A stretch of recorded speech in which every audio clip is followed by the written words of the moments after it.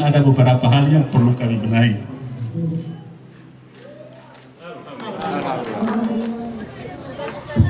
Polsek Bungingi yang saat ini sementara bertugas di Polsek Tapang, panggilan beliau ini Uskom, Ustadz Komandan. Apapun dari ini yang tadi diserahkan penyerahannya oleh keluarga besar Maliki menghibahkan tanah ini. Man bana masjidan lillahi banallahu fil jannati mislah. Barang siapa yang membangun rumah Allah, maka Allah akan membangunkan seperti itu pun di surganya Allah Subhanahu wa ta'ala. Nah, bayangkan yang menghibahkan tanah. Tadi orang tua kita ada yang mengatur pasir, bas bentor yang mengantarkan alat, kemudian yang mengecat, kemudian bahkan yang memasang memutar lampu di ketinggian sedemikian rupa. Kemudian tadi ada yang menandatangani prasasti Bapak Wali Kota kita, bahkan yang mengatur karpetnya, bahkan yang mengatur sendal yang diaturnya, bahkan yang mendorong mimbar sampai tertata sedemikian rupa, bahkan yang datang mengatur kursi pada malam ini. Semuanya kita akan mendapatkan pahala yang besar dari Allah Subhanahu. Amin. Apalagi bulan ini adalah bulan Sya'ban yang terus 3 doa yang terus kita bacakan. Allahumma barik lana fi Rajaba wa Sya'bana wa ballighna Ramadan. Insyaallah kita akan diperkenankan kembali bisa bertemu dengan bulan suci Ramadan. Kemudian tadi disampaikan titipan dari kakanda saya Bapak Wali Kota bahwa ketika barang siapa yang hatinya terpanggil untuk senantiasa mendekati ke masjid, bahkan dia hari-hari di masjid, itu termasuk 7 golongan yang akan mendapatkan perlindungan di yaumil mahsyar nanti. Yang pertama, imamun adil, pemimpin yang adil. Yang kedua, wasyabun nasyafi ibadatillah, orang yang selalu mengingat kepada Allah. Yang ketiga, warajulun qalbuhu mu'allakun bil masajid, seorang lelaki yang hatinya selalu terpanggil kepada masjid. Kemudian pesan saya, masjid ini kalau bisa diambil muazzinnya bagus suaranya, kemudian di dalam melafazkan lafaznya juga enak. Kemudian kalau azan subuh jangan terlalu panjang naum, karena kalau orang yang cuma dapat dengar di ekor naum, bisa jadi dia anggap dia disuruh tidur. As-salatu khairum minan naum. Cukup. Jangan diondo itu naum. Orang yang tidur kena AC dia bilang, dia suruh tidur kita. Padahal itu hanya singkat saja. As-salatu khairum minan naum. Dan azan juga harus bagus. Jadi ada yang jangan suaranya juga seperti orang kalah perang. As-salatu khairum minan naum. Jangan. Harus bagus juga. Harus bagus intonasinya. Sehingga suaranya juga bagus. Bisa mengundang orang yang datang. Baiklah, itu makna-makna untuk pembangunan masjid yang sungguh luar biasa. Itulah tadi ya, barang siapa yang membangun rumah Allah, maka Allah akan membangun seperti itu di surganya Allah Subhanahu wa ta'ala bagi mereka yang telah mengurus dan bahkan mensejahterakan masjid. Kemudian yang kedua, ini dikaitkan dengan Isra Mi'raj. Sedikit saya mengambil sedikit bahwa Isra Mi'raj ini adalah perjalanan Allah memerintahkan Rasulullah SAW langsung mengambil perintah sholat. Tidak boleh diwakilkan. Rasulullah sendiri yang harus menjemput perintah sholat. Sehingga perjalanan ini jangan kita lihat dari pandangan akal, otak, pemikiran manusia. Jangan. Karena tidaklah masuk akal kalau otak manusia. Tapi itu perjalanan kacamata Allah, kacamata Al-Quran. Maka tadi dalilnya dibacakan, Subhanalladzi asra bi'abdihi laylan minal masjidil haram ilal masjidil aqsa alladzi barakna haulahu linuriyahu min ayatina innahu huwas samiul basir. Diawali ayat ini dengan Subhanalladzi, maha suci Allah. Ketika sudah Allah segalanya, maka tidak ada yang tidak mungkin. Innama amruhu iza arada syai'an ayyakula lahu kun fayakun. Ketika perjalanan itu diperintahkan Rasulullah, yang pertama perintah sholat, yang kedua Allah menghibur. Karena Rasulullah mengalami pada saat itu yang dikenal dengan Amul Hazmi, adalah tahun kesedihan, meninggal istri Siti Khadijah dan meninggal pamannya Abu Thalib. Ini. Kemudian yang ketiga, perjalanan Isra Mi'raj, Rasulullah diminta untuk memilih dan memilah mana yang benar, mana yang salah, mana yang hak, mana yang batil, mana hitam, mana putih, mana madu, mana racun. Kalau saya tanya, kita ini mau pilih madu atau racun? Ya? Wah, ibu-ibu yang paling keras ini. Madu, Pak Ustaz. Sekarang saya tanya kembali, mau dimadu atau diracun? Paling ibu-ibu bilang saya racun ini Pak Ustadz, baru saya dimadu. Rasulullah pada saat perjalanan itu, Rasulullah tidak langsung sampai di Masjidil Aqsa, tidak. Rasulullah begitu dia start, bahkan dijelaskan di dalam Al-Quran, wa qadalahu nazlatan ukhra inda sidratil muntaha. Rasulullah melihat dalam wujud rupa malaikat Jibril yang asli pada saat berada di sidratil muntaha. Rasulullah menaiki hewan yang bernama burak, yang memiliki kaki 4, yang berwarna abyad putih, berukuran tawil panjang, dan kemudian dia memiliki sayap yang burak ini lebih tinggi dari keledai dan tidak lebih rendah dari hewan bugal. Bugal itu peranakan kuda lah, anak jantan dan anak betina. Jadi dia sedang sedemikian tingginya burak itu. Kemudian dia kepakkan sayapnya, sekali dia pukul terbangnya melejit bagaikan kecepatan kilat, bahkan melebihi daripada kecepatan dimensi cahaya. Ini cahaya sekian koma skala liter. Kalau saya tempel pipi hancur saya. Tapi Rasulullah pada saat itu bisa menembus dalam kecepatan batasan itu. Rasulullah berangkat dari Masjidil Haram, dia singgah di Madinah transit. Kemudian dia singgah di Bukit Tursina, di mana Nabi Musa minta melihat Allah. Pada saat itu Allah buktikan. Nabi Musa berdoa, arini anzur ilaih, perlihatkan wajahmu kepada aku ya Allah. Allah lemparkan satu tetes cahaya. Gunung itu hancur, tidak sanggup menerima bagaimana kebesaran Allah. Kemudian Rasulullah singgah lagi, berangkat, singgah di Baitul Lahmi, atau dalam bahasa Indonesia Bethlehem, tempat kelahiran Nabi Isa alaihissalam. Ketika dia transit, dia berangkat akhirnya sampai di Masjidil Aqsa di Palestina. Rasulullah di situ mengimami para nabi. Pertanyaannya, sholatnya apakah sama sampai sekarang? Tidak. Waktu itu masih masna, dua rakaat. Tidak sama dengan kita. Karena pada waktu Rasulullah baru mau berangkat mengambil perintah sholat, yang awalnya 50 rakaat. Nanti dikurang-kurang sampai dengan 17.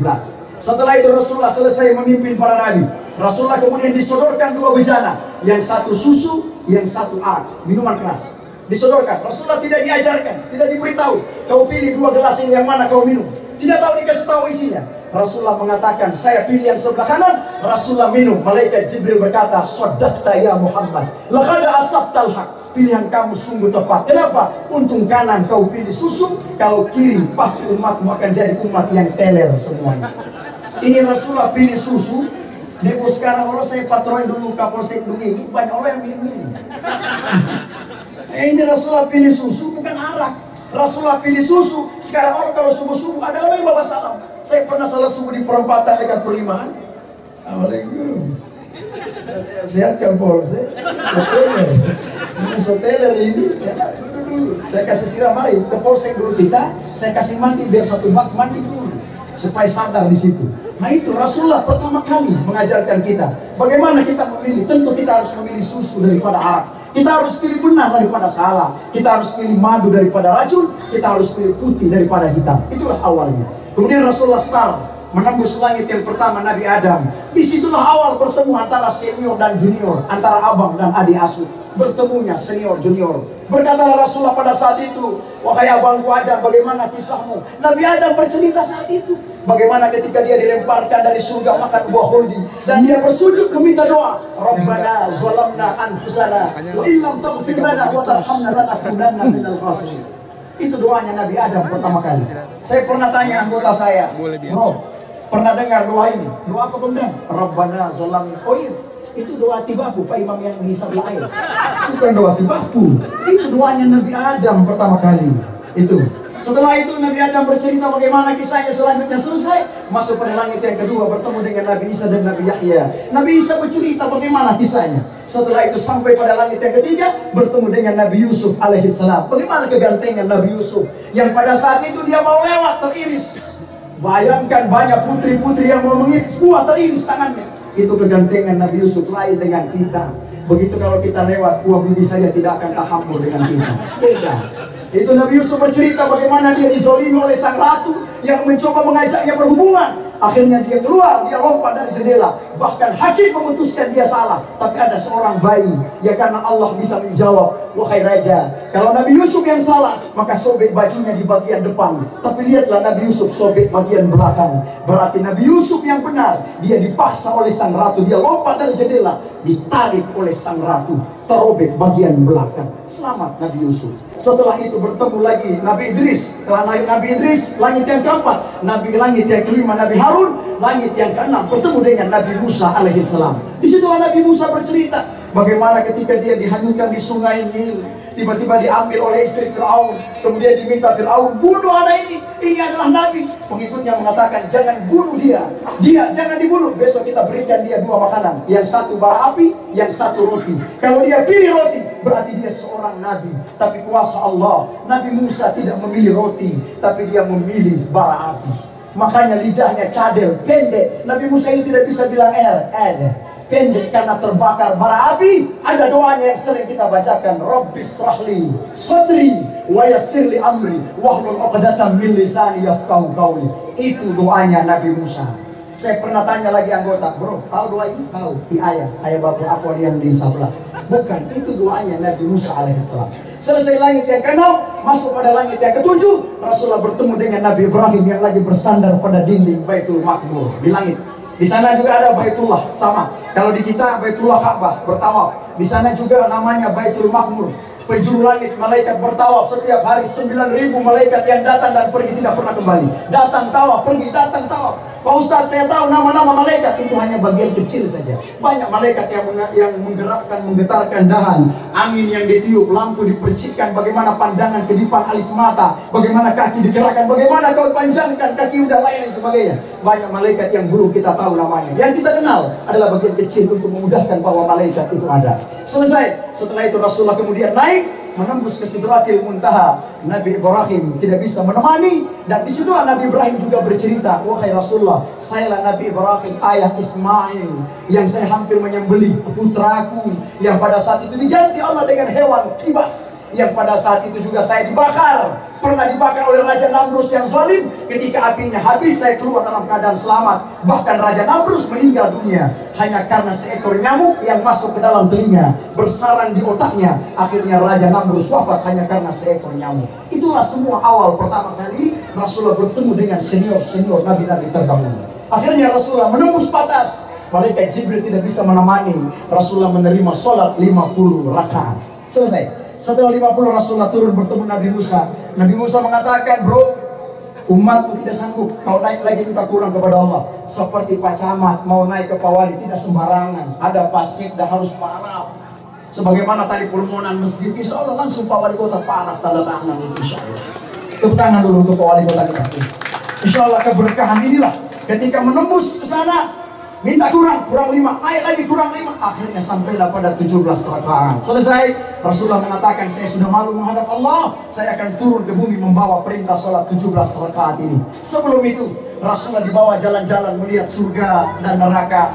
Rasulullah melihat bagaimana kecantikan bidadari, bagaimana di sana ada sungai-sungai, ada pohon akarnya di atas, buahnya di bawah. Rasulullah melihat bagaimana bidadari ketika menelan itu lehernya bening luar biasa.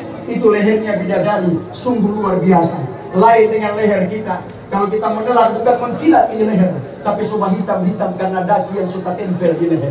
Nah, ini ketika bahkan Rasulullah berjalan melihat neraka, bagaimana penderitaan siksaan yang ada di neraka, Rasulullah melihat semuanya. Akhirnya setelah Rasulullah selesai, Rasulullah sampai di batas langit.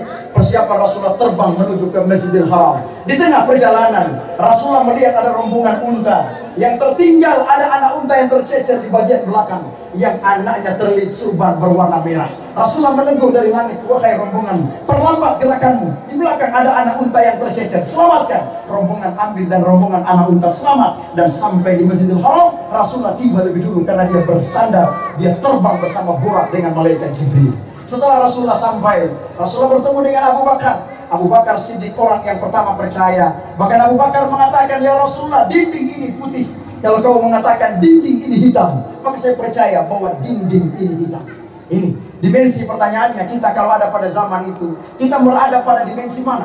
Apakah kita mengikuti Rasulullah atau kita mengikuti Abu Lahab yang dia berikan namanya tabbat yada Abi Lahab wa tabba ma aghna anhu maluhu wa ma kasab. Saya selana zatal habi wa mar'atuhu hamalatal hatab fi jidha hablum min masad. Dia berikan. Bahkan Abu Jahal mengatakan Rasulullah haza syairul majnun. Ini adalah penyair yang gila. Ini akhirnya pada saat itu Rasulullah berceritalah, bagaimana wahai Abu Jahal, kalau kau tidak percaya, Saya ke Masjidil Aqsa, pintunya demikian. Di sini saya start bertemu para nabi. Rasulullah bercerita sebagaimana saya pernah ke Masjid Nabawi. Saya bercerita bagaimana saya melihat mimbar, diantaranya banyak orang sholat. Mimbari wal baiti riyadhum min riyadil jinan. Di antara mimbar dan rumahku adalah taman-taman surga. Di mana kita pernah ke sana, kita sholat sujud awal di situ. Kita tahu karena kita pernah ke sana dan kita bercerita. Begitulah Rasulullah. Akhirnya Abu Jahal tidak percaya. Rasulullah menyampaikan besok akan tiba rombongan unta. Saya di atas langit, saya berteriak rombongan unta, mundur. Ada anak unta yang tercecer. Tanyalah besok rombongan itu akan tiba. Setelah tiba, rombongan itu ditanya oleh Abu Jahal, wahai rombongan, apakah benar di antara kalian ada anak unta yang tercecer? Akhirnya rombongan unta itu menjawab, wahai Abu Jahal, sungguh benar apa yang kau katakan. Di atas padang pasir saya mendengar suara dari balik langit yang berteriak, ambil perlambat gerakanmu, ada anak unta yang tercecer. Sekarang anak unta itu kami selamatkan, ada di bagian belakang terlilit surban berwarna merah. Benar perkataan itu. Nah, apa keraguan lagi bahwa Rasulullah SAW seorang nabi? Akhirnya Abu Jahal pun wafat, meninggal dunia, menjadi orang kafir yang tidak meninggal dalam keadaan setak dia percaya kepada Rasulullah pun tidak percaya, tetap dalam dimensi kemampuan dia. Haza syairul majnun. Dia mengatakan Rasulullah adalah penyair yang gila. Inilah makna yang besar bahwa perintah sholat digandengkan adalah perintah Allah, mengambil, diminta Rasulullah oleh Allah untuk mengambil perintah sholat. Mari kita sholat di masjid yang penuh dengan berkah ini. Yang diberi nama Al-Malik ini adalah nama yang sungguh besar. Allah Maha Kuasa, Allah Maha Kuat. Insya Allah kita akan ramaikan masjid ini. Jangan nampak sebagaimana di tempat yang lain barangkali. Masjid yang besar pada saat awal Ramadan terasa sempit, menjelang akhir Ramadan masjid yang besar terasa kecil. Kenapa? Sudah kurang safnya. Maka mari kita ramaikan masjid ini, apalagi dibangun pada saat bulan ini, dan insya Allah kita akan datang keberkahan terus bagi kita semua penduduk-penduduk yang ada di sini. Dan memang selama saya di sini, saya melihat, saya biasa kalau mau lari sholat ini, karena di sini agak jauh, saya ke sana, masjid sebelahnya, ya, dan Raudhatul Jannah, taman surga. Dari Palmas ini, kalau bahkan sini saya ke sebelah. Kalau tidak dari sini, saya ke masjid sebelah kanan, yang memang agak jauh. Alhamdulillah sudah ada di sini, jadi menjadikan sentra dari sini bisa ke sini, dari sini ke sana, dari sini ke sana, meringankan langkah. Alhamdulillah itu keberkahan bagi kita semuanya.